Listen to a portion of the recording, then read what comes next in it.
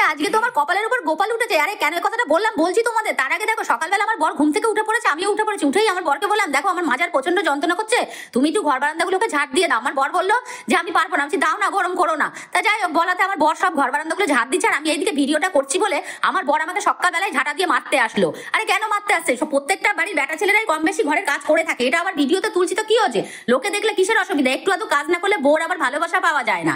Bore ভালোবাসা পেতে গেলে একটু কাজ করতেই হয়। তো যাই হোক, আমার বর ঘর বারান্দাগুলো সব ঝাড় দিয়ে নিল। এইদিকে দেখো, আমি কতগুলো কচু গাছ বসিয়েছিলাম, সেই কচু গাছে দেখি কত বড় বড় লতি হয়েছে। তুলবো তুলবো, তোলাই হয় না। তা আজকে দেখো বেশ কচু লতিগুলো তুলে নিয়েছি রান্না করবো বলে। রান্নার তো সেরকম কিছু ছিল না, ওই জন্য ভাবলাম কচু লতিগুলো তুলে নিয়ে রান্না করবো। তা দেখো কত কচু লতি হয়েছে।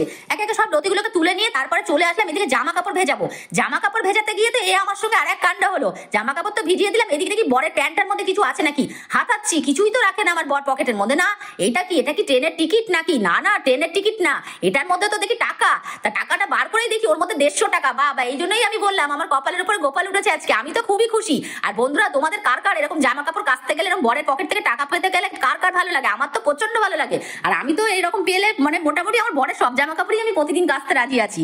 তা যাই হোক, মোটামুটি টাকাটা পেয়ে আনন্দ হয়ে গেলাম, সব কাজ সেরে টেরে নিলাম। নিয়ে এইদিকে দুপুরে রান্না করেছিলাম আলু পোস্ত, ডিম সেদ্ধ আর ডাল। আর আগের দিন একটু চিংড়ি মাছ বাটা ছিল, সেই দিয়েই দুপুরবেলার খাওয়া দাওয়াটা সেরে নিয়েছি। যা গরম পড়েছে, আর রান্না বান্না যেন করতেও সেরকম ইচ্ছা করছে না, শরীরটাও খুব একটা জুত নেই, মাজার যন্ত্রণা প্রচন্ডই করছে। আর বন্ধুরা, আমার ভিডিও যদি তোমাদের ভালো লেগে থাকে, তোমরা কিন্তু ফলো সাবস্ক্রাইব করতে ভুলো না।